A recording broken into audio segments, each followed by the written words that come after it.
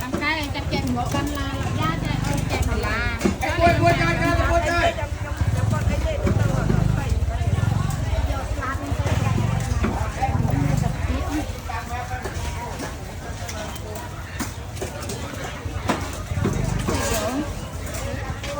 cho ăn cái gì nó có thể xíu không có ăn cái gì đấy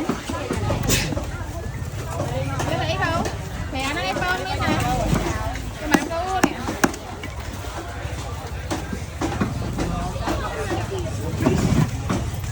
ông lấy khăn lăng chịu nổi đâu có 2 tí ha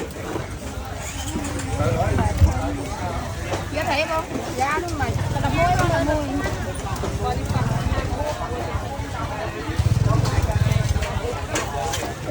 mà đi mua này căng